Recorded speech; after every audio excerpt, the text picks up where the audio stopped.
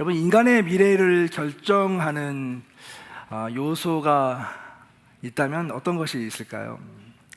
전 최근에 이제 한국을 좀 자주 왔다 갔다 하면서 한국 사람들이 진짜 이렇게 점 보는 걸 되게 좋아하는구나 라고 해서 알게 되었어요. 작년에 갔을 때 홍대 거리를 갔었는데, 홍대 거리는 한 집 걸러서 한 집씩 점을 보는 집이 있었어요. 깜짝 놀랐습니다. 이번에도 잠깐 한국에 갔다 왔는데, 명동을 제가 한 20년 만에 갔다 왔는데 명동에 젊은 사람들이 그렇게 많고 또 점집이 그렇게 많은 걸 보고 깜짝 놀랐습니다. 아마 젊은이들 가운데에서 자기 미래에 대해서 불안하고 또 미래에 대해서 궁금한 점들이 많이 있는 것 같습니다. 근데 이런 어떤 미신적인 거 말고요, 만약에 우리가 우리의 미래를 좀 더 과학적인 방식으로 이해할 수 있다면 어떨까? 아마 많은 사람들이 관심을 가질 것 같습니다. 제가 이번 주에 읽은 책이 한 권 있는데, 그 책이 이 책입니다. 안도 주코가 쓴 운명을 뛰어넘는 힘이라고 하는 책입니다. 저도 이 책을 보고 오늘 설교 제목을 좀 따왔는데요. 이 책을 쓴 이 안도 주코 박사는 일본의 행동 유전학 분야의 1인자라고 알려져 있는 사람입니다. 이분이 이제 여러 가지 유전적인 요인이 우리의 삶에 어떤 영향을 미치는가라고 하는 것들을 이제 많은 데이터를 통해서 이야기를 해주는데, 이야기를 시작하면서 이제 이런 이야기를 합니다. 요즘 최근에 일본 사람들이 많이 쓰는 신조어가 있는데, 그 말이 뭐냐면 오야 가차라고 하는 단어입니다. 오야 가차. 이 말은 무슨 뜻이냐면, 오야는 부모님을 의미하는 것이고 가차라고 하는 단어는 뽑기예요, 일종의. 그래서 동전을 집어넣으면 그 기계에서 캡슐에 쌓여 있는 장난감이 나오는 아마 캡슐 생각나실 겁니다. 그래서 이 오야 가차, 부모 뽑기라고 하는 용어가 새로 만들어졌는데 2021년도에 가장 많이 사용된 용어 중에 하나였습니다. 무슨 말을 하는 걸까요? 많은 사람들이, 젊은 사람들이 특별히 자신이 인생을 성공하기 위해서 가장 중요한 요인 중에 하나가 어떤 부모를 만나느냐, 이것이 중요하다고 하는 것입니다. 한국에도 비슷한 말이 있어요. 금수저, 은수저, 흙수저, 이런 얘기가 한동안 굉장히 많이 유행이었습니다. 이 말 좀 새드해요. 왜냐하면 어떤 부모님, 특별히 돈이 많고 또 잘 갖춰져 있고 뭔가 좋은 환경을 제공할 수 있는 그런 부모 밑에서 태어나면 이 사람의 성공은 보장된 것이다, 이런 생각들을 하고 있는 것이죠. 근데 어떻습니까? 실제로 우리가 부모님의 어떤 영향과 또 그런 유산이 우리의 성공과 직결되는 것일까요? 이 책에서는 행동 유전학적인 그런 관점에서 그 이야기를 풀어줍니다. 뭐라고 이야기하냐면, 생각보다 훨씬 더 많은 영향을 미친다고 하는 것입니다. 가만히 생각해보면 우리 존재 자체가 좀 그렇습니다. 여러분, 우리가 갖고 있는 지문이 있습니다. 그렇죠?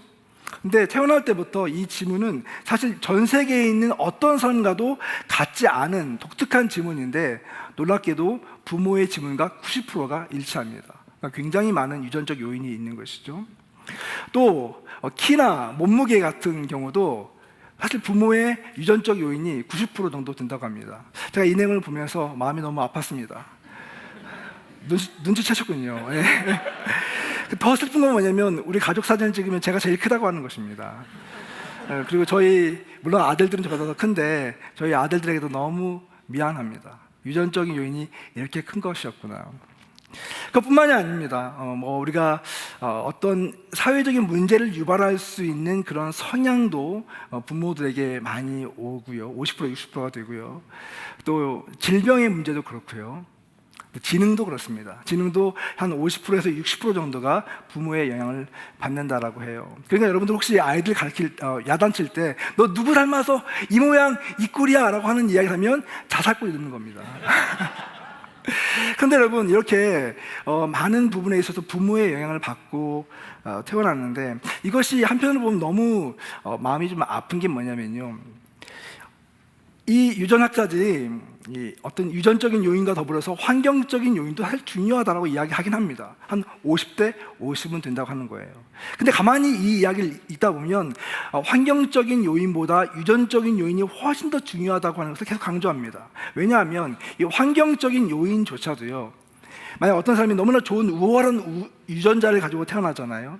높은 지능을 가지고 태어나면 그 아이는 학교가 좋고 나쁨을 떠나서 어디든지 공부를 잘할 수 있는 확률이 높다는 거예요.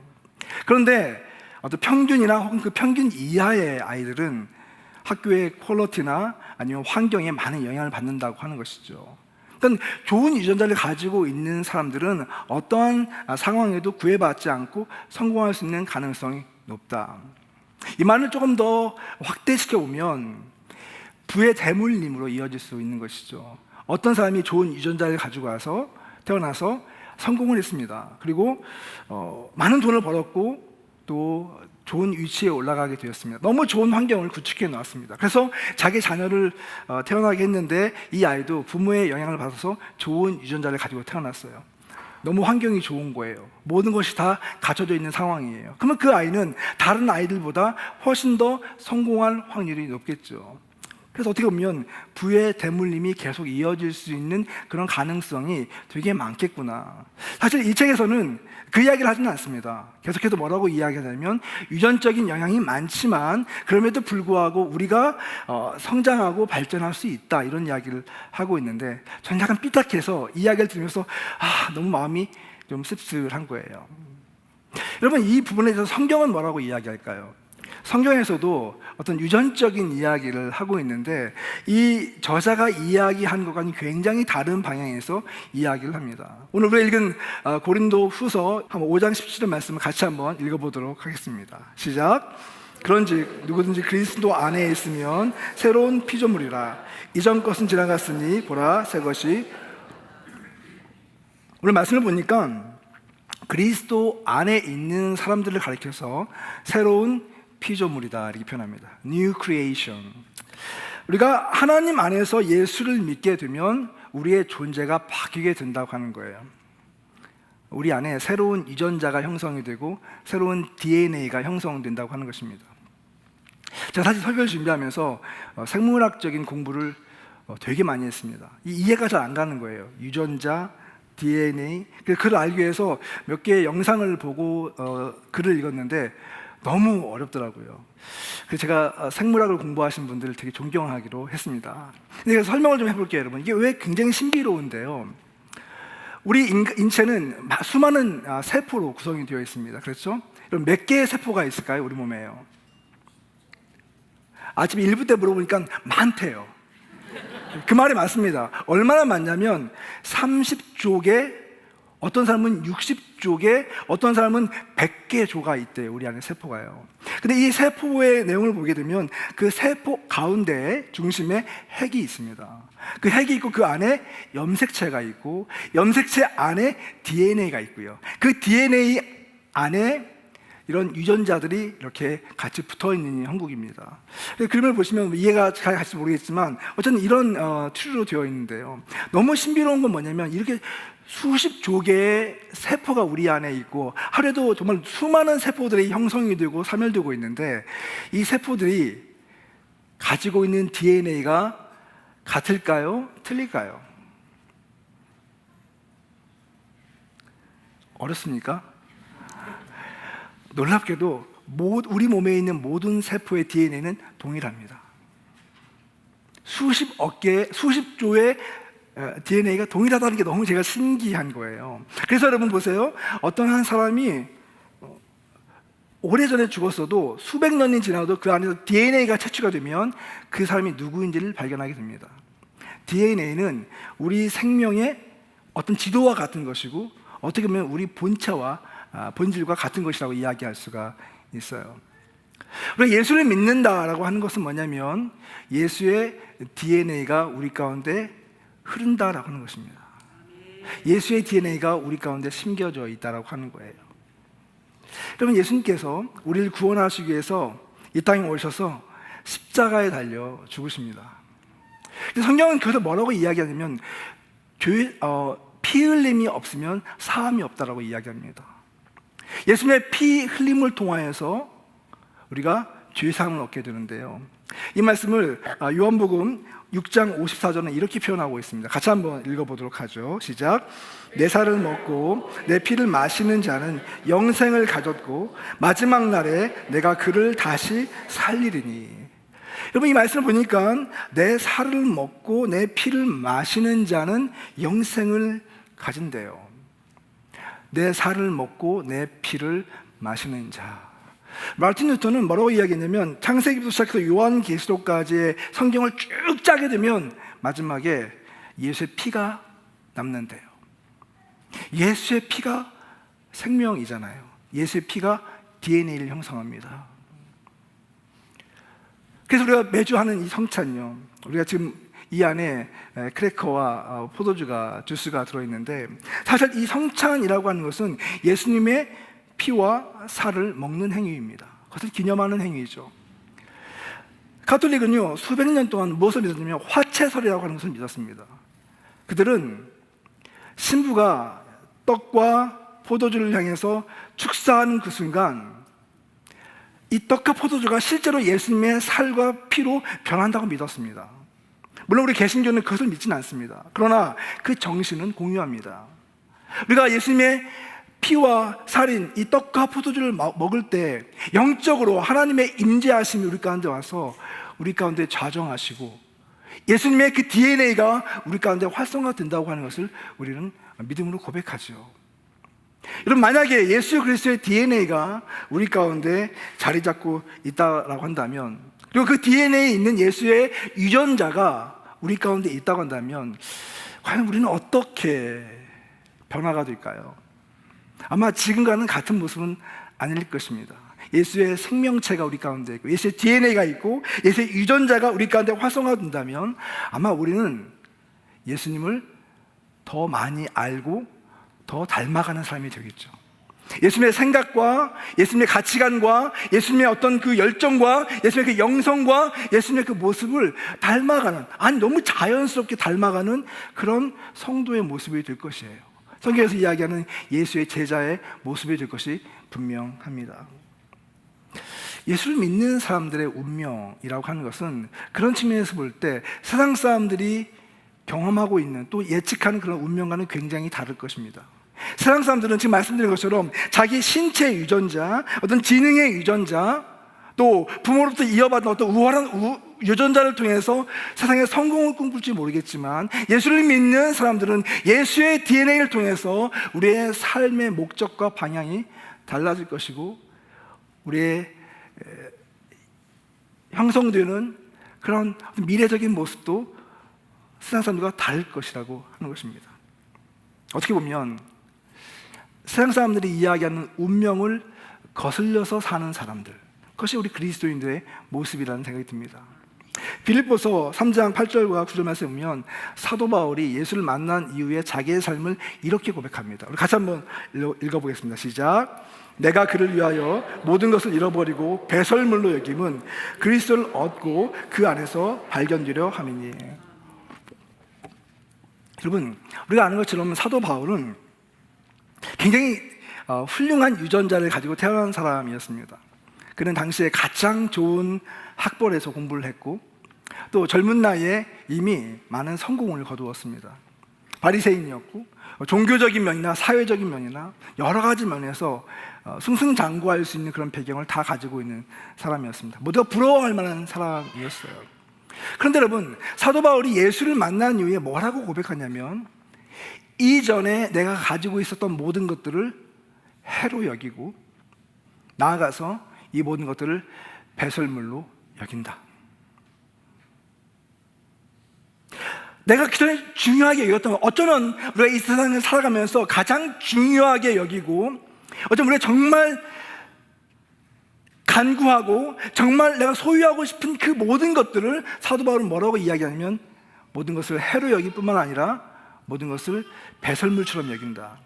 무엇 때문에요? 내가 예수를 만나고 그 예수의 DNA가 내 안에서 활동하기 시작하면서 나의 삶이 이렇게 바뀌었다라고 이야기하고 있는 거예요. 물론 우리는 이 고백을 사도 바울이 했기 때문에 그는 이런 고백을 할 수 있다라고 생각할 수 있습니다.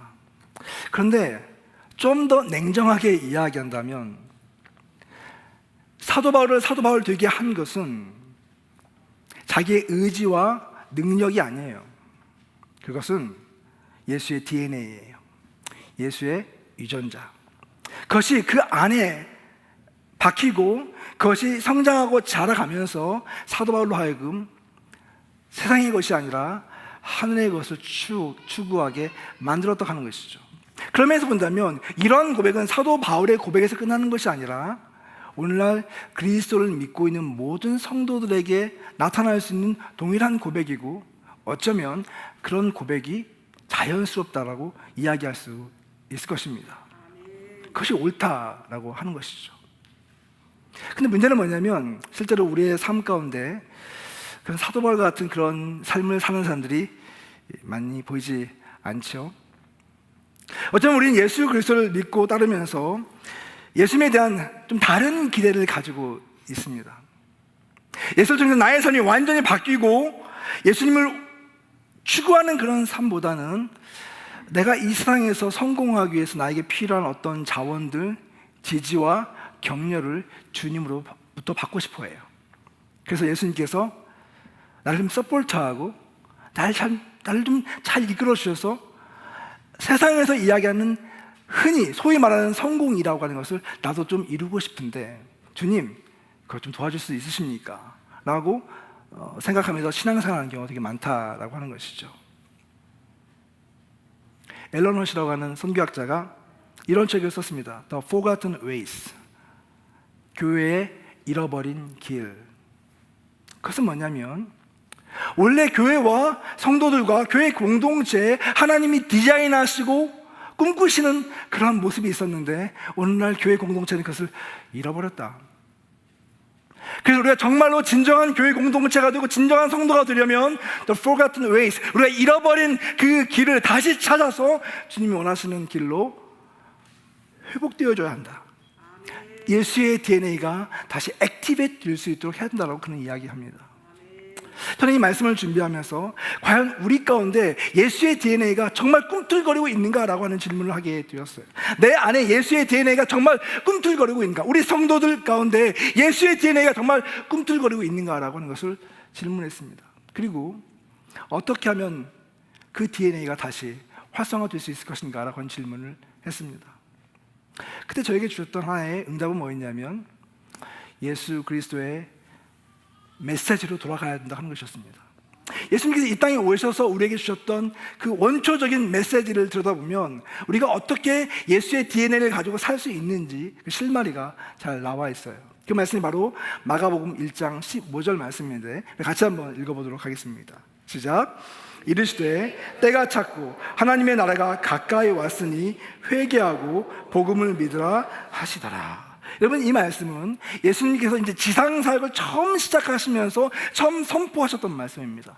회개하고 복음을 믿어라. 하나님의 나라가 가까이 왔다. 다른 말로 이야기하면 우리가 하나님의 나라를 이 땅에서 경험하고 하나님의 나라를 살아내려면 예수님께서 자기의 생명과 자기의 전부를 걸고 우리에게 주시고자 하셨던 그 하나님의 나라를 우리가 맛보아 알려면 먼저 필요한 선행 조건이 있는데 그것은 바로 회개가 필요하다고 하는 것입니다. Repent, 회개하라. 그리고 복음의 말씀을 믿어라. 그때 천국의 문이, 하나님 나라의 문이 열린다라고 하는 것입니다.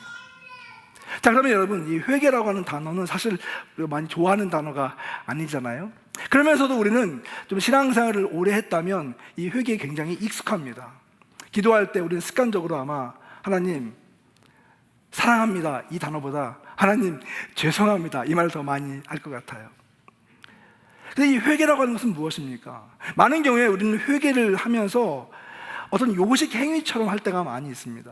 나의 삶 가운데 어떤 잘못된 행동이나 또 양심의 가책이 느끼면 그것이 찜찜하고 불편하기 때문에 하나님께 나와서 그것을 고백하고 아뢰고 그리고 내가 이제 자유함을 얻었다 하고 이 자리를 떠날 때가 굉장히 많이 있다고 하는 것입니다. 근데 이 회개라고 하는 단어는 우리가 알고 있는 그런 감정적인 그런 모습과 좀 달라요. 이 repent라고 하는 이 단어는 헬로 메타노이아라고 하는 단어에서 번역이 된 단어인데, 이 메타노이아라고 하는 단어가 우리가 알고 있는 이 회개라는 개념을 좀 더 초월합니다. 이 단어의 뜻을 보면요, 메타라고 하는 단어와 노이아라고 하는 단어가 결합된 단어이죠. 여러분 보시면 알겠지만 이 메타라고 하는 단어는 요즘 우리가 많이 쓰는 단어입니다. 메타버스 하면서요. 이 메타의 뜻 자체는 뭐냐면 beyond 혹은 above 혹은 overarching 이런 단어입니다. 그러니까 어떤 것을 넘어서서 어떤 것 이외에 우리가 가장 중요하게 있는 그 어떤 것을 이야기할 때 이 메타라고 하는 단어를 사용합니다. 그리고 노이아라고 하는 단어는 우리 생각의 방식을 의미하는 거거든요. 그러니까 메타노이아라고 하는 것은 무엇입니까? 우리가 하고 있는 생각의 방식을 전환하는 것을 의미하는 것이겠죠. 우리가 세상을 살면서 우리에게 주어져 있는 어떤 삶의 패러다임을 바꾸는 것을 요청하는 것입니다. 그것이 메타노이아가 갖고 있는 의미예요. 여러분, 구약적인 의미와 신학적 의미를 나눠볼 수가 있는데, 구약적인 의미에서 이 회개라고 하는 단어는 turning 혹은 returning을 이야기합니다. 우리가 인생을 살아요. 인생의 길을 걸어가요. 그런데 걸어가는데 가만히 보니까 나의 인생이 하나님의 방법이 아니고 하나님의 길이 아니에요. 그때 우리는 턴을 합니다. 혹은 리턴을 하는 거죠. 그래서 원래의 자리로 돌아오는 것, 이것을 회개라고 이야기합니다. 여러분, 성경을 읽다 보면 구약의 많은 예언자들이 무엇을 선포하냐면 회개를 선포합니다. 그리고 뭐라고 이야기합니까? 다시 주께 돌아오라, 그리하면 너희가 살리라라고 이야기하는 거예요. 예언자들의 메시지는 뭐냐면 아주 단순합니다. 주께 돌아오게 되면, 우리가 주님께 진정한 회개를 하게 되면 우리가 살게 될 것이다. Toward from에서 turning from에서 turning toward로 나간다고 메시지 전하고 있는 거예요. 신약의 의미는 이것을 포괄하면서 조금 더 확장된 모습으로 우리에게 다가옵니다. 신약에서는 우리가 회개하는 가운데에서 발생하는 어떤 변화를 강조합니다. 트랜스포밍이 있어야 된다고 하는 것입니다. 유명한 학자죠, 앨리스터 맥글라스가 이 회개에 대해서 설명하면서 이렇게 표현을 했습니다. Radical change of mind. 우리 마음의 아주 급진적인 변화, 혹은 fundamental intellectual reorientation. 그래서 아주 근본적인 차원에서 우리의 어떤 지적인 방향 전환이 있어야 된다. 그것부터 회개는 시작되는데, radical한 change 혹은 fundamental한 그런 reorientation이 있게 될 때, 그것도 우리의 생각을 바꾼 것에서 끝나는 것이 아니라 그것이 우리의 선택과 우리의 삶의 행동으로 이어지게 된다는 것입니다. 다른 말로 이야기하면 우리가 회개를 통해서 새로운 삶의 양식을 받아들이고 새로운 삶의 습관을 만들어가는 것을 회개라고 이야기한다고 하는 거예요. 그렇기 때문에 우리가 진정한 회개를 한다고 하는 것은 우리의 생각과 우리의 행동을 함께 요구하는 것입니다.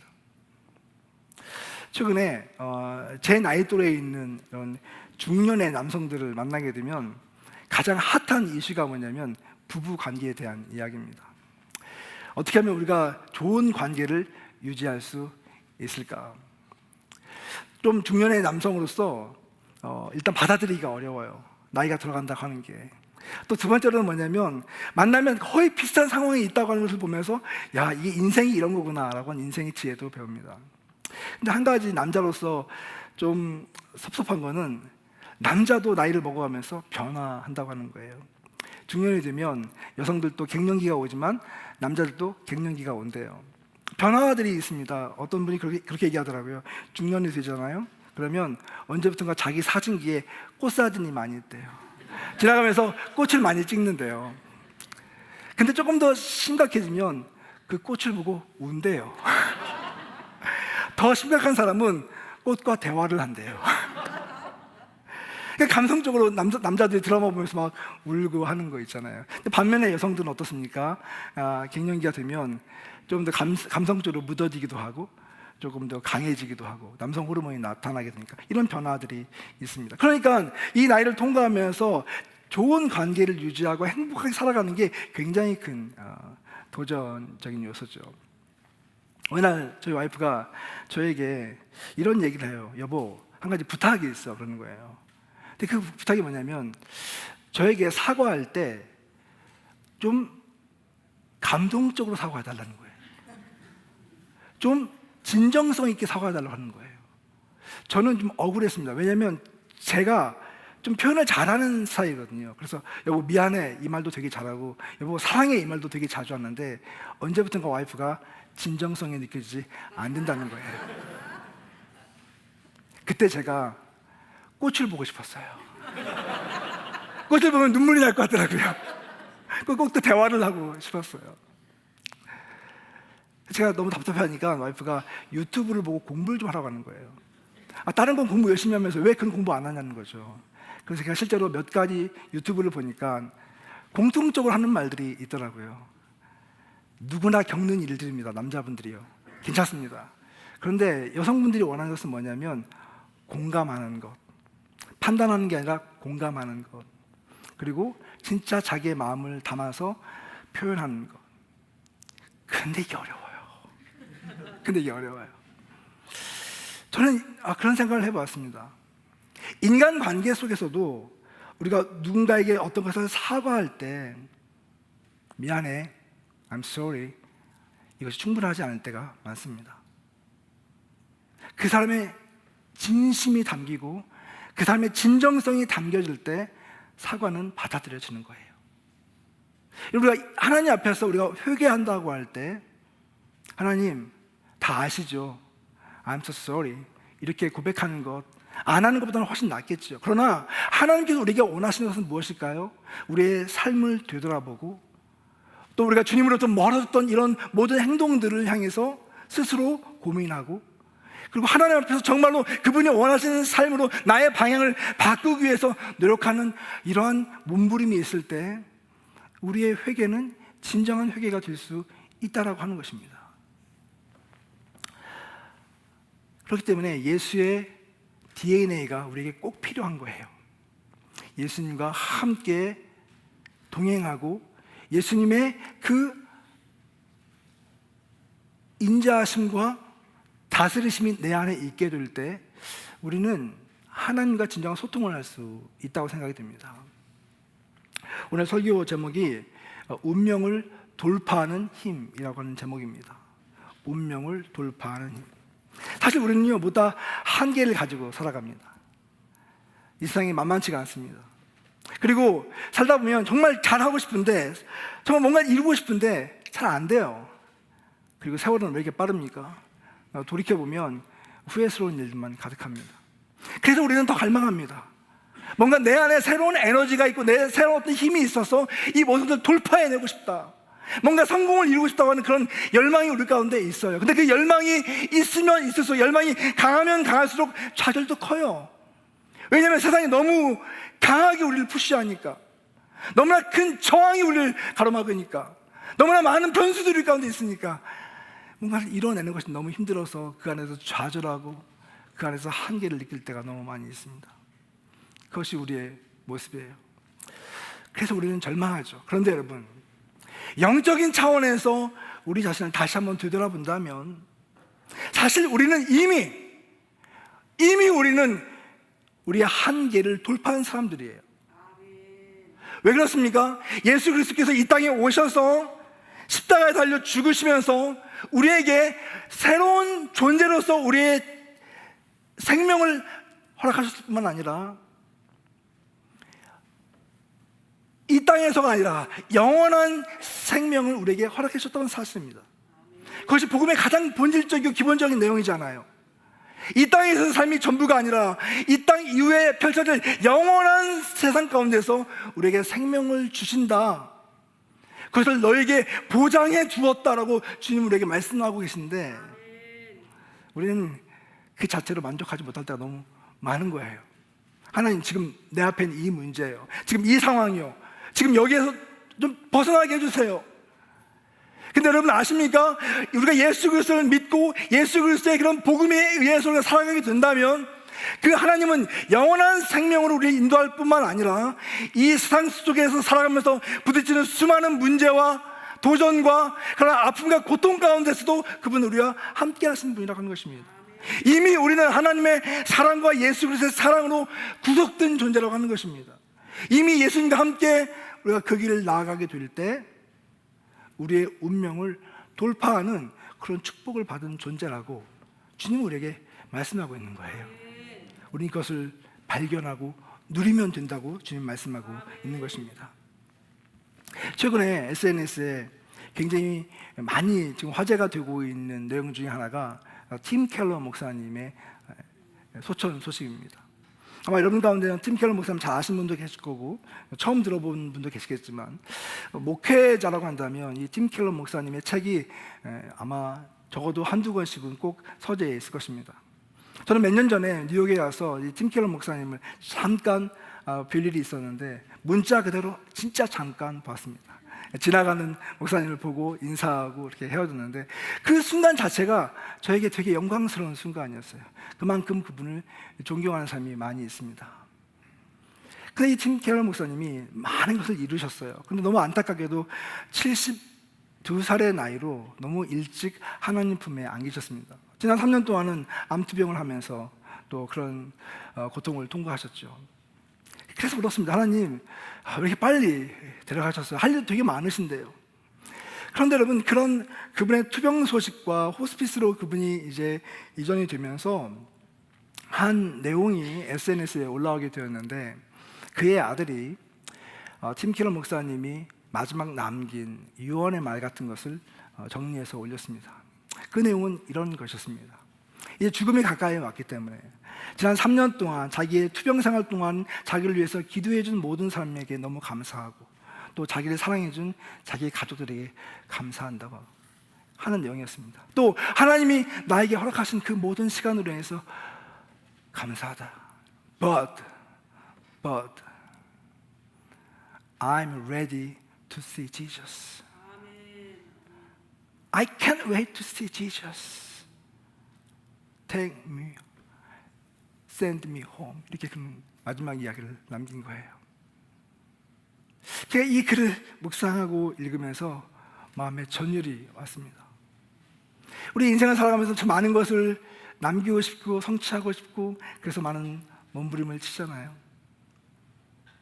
그런데 그 사람의 가장 인생의 하이라이트는 언제냐면 아마 마지막 순간일 것입니다. 죽음을 앞두고 있는 그 순간, 정말 그가 예수님을 사랑했는지 안 했는지, 정말 믿음이 있는지 없는지는 그 마지막 순간 아니겠습니까? 근데 그 마지막 순간에 I'm ready to see Jesus. I can't wait to see Jesus.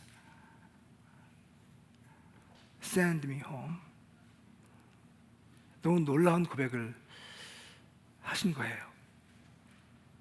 아마 그가 이루었던 그 업적보다도 이 마지막 순간이 더 많은 울림을 우리에게 주고 있는 것은 아닌가 생각이 들었습니다.